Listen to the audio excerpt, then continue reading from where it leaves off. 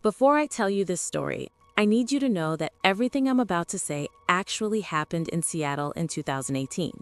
And what makes it terrifying is that the police still can't explain how he did it. Detective Maria Santos had seen a lot in her 15 years on the force. Murders, robberies, kidnappings, but nothing prepared her for the case that landed on her desk on a rainy Tuesday morning in November. A case that would make her question everything she thought she knew about crime and investigation.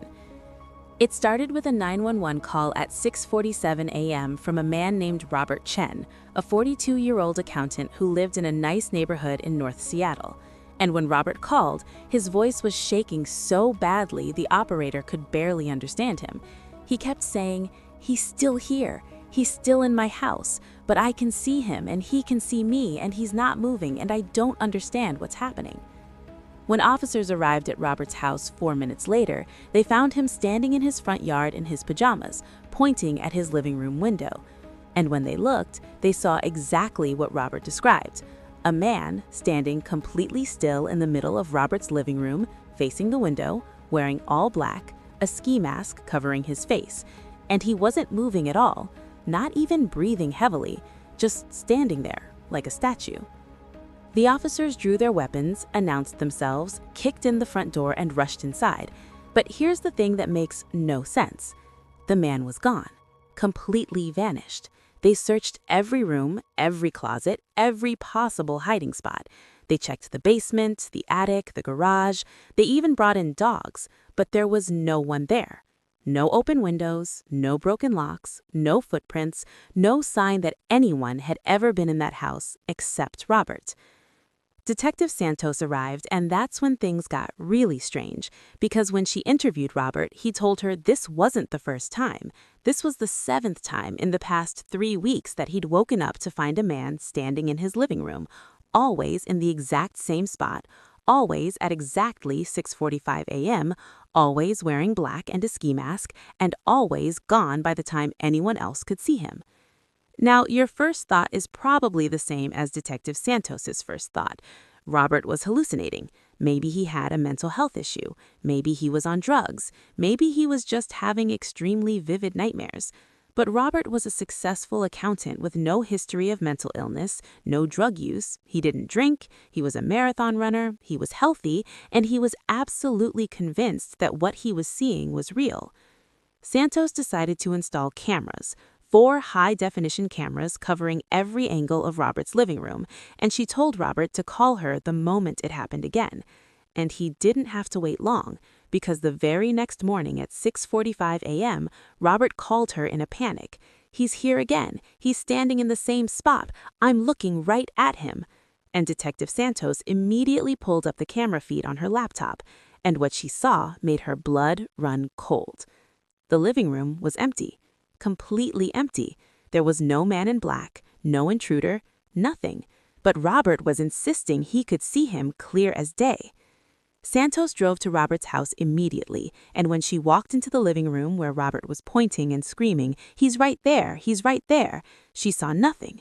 But Robert's terror was real. His pupils were dilated, his hands were shaking, sweat was pouring down his face. He was experiencing something, but what? They took Robert to the hospital. They did brain scans, blood tests, psychological evaluations. Everything came back normal, completely normal. No tumors, no chemical imbalances, no schizophrenia, no explanation. And the doctors were baffled. But then one doctor, a neurologist named Dr. Patel, suggested something unusual. He said, what if Robert is seeing something that was there but isn't there now? What if this is some kind of delayed visual processing or a glitch in how his brain is interpreting reality? It sounded crazy, but Detective Santos was desperate, so she brought in a forensics team to examine Robert's house with equipment that could detect things the human eye couldn't see. Infrared cameras, UV lights, electromagnetic field detectors, everything. And that's when they found it. In the exact spot where Robert kept seeing the man in black, there was a faint residue, a chemical compound that glowed under UV light, and this compound was covering the carpet in the shape of footprints. 2 feet standing in that exact position. They tested the compound and discovered it was a mixture of carbon nanoparticles and a light-sensitive polymer, something that didn't exist in any database, something that seemed to be experimental or custom-made. And here's where it gets absolutely insane. When they analyzed Robert's blood, they found traces of a drug called BZ, also known as 3-quinaclidinyl benzylate, which is a military-grade hallucinogenic agent that was tested by the U.S. Army in the 1960s and then banned because it was too unpredictable. It caused realistic hallucinations that could last for days, and someone had been dosing Robert with it slowly, consistently, for weeks. But who would do this and why? Detective Santos started investigating everyone in Robert's life, his coworkers, his neighbors, his ex-girlfriends, his family, and she found something interesting. Robert's next-door neighbor was a man named Vincent Price, no relation to the actor, who was a former military contractor who specialized in psychological operations. And when they searched Vincent's house with a warrant, they found a laboratory in his basement. Not a meth lab, not anything typical.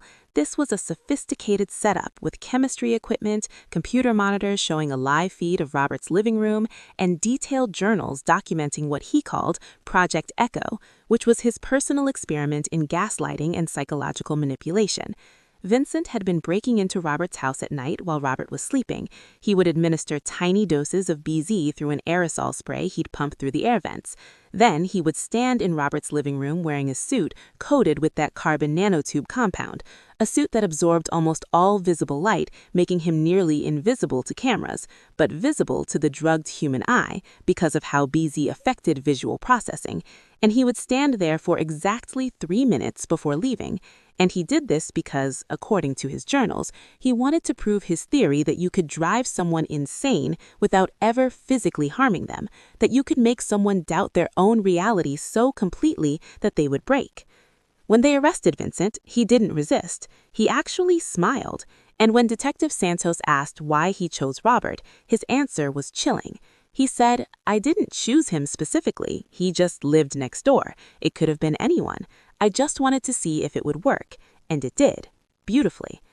Vincent Price was charged with breaking and entering, assault with a chemical agent, stalking, and psychological torture, which isn't technically a crime in Washington state, but the prosecutor found a way to make it stick under assault laws. And during the trial, the defense tried to argue that Robert was never in any physical danger, that this was just an elaborate prank. But the prosecution brought in experts who testified about the long-term psychological damage Robert suffered, the PTSD, the insomnia, the inability to trust his own perception of reality, and the jury found Vincent guilty on all counts, sentencing him to 22 years in prison. But here's the thing that haunts Detective Santos to this day. In Vincent's journals, there were references to other projects, other experiments he'd conducted before Robert, mentions of other cities, other states, people who probably thought they were losing their minds, who probably checked themselves into mental hospitals, who probably never knew that someone was deliberately making them see things that weren't there or not see things that were there. And Vincent never gave up any information about these other victims.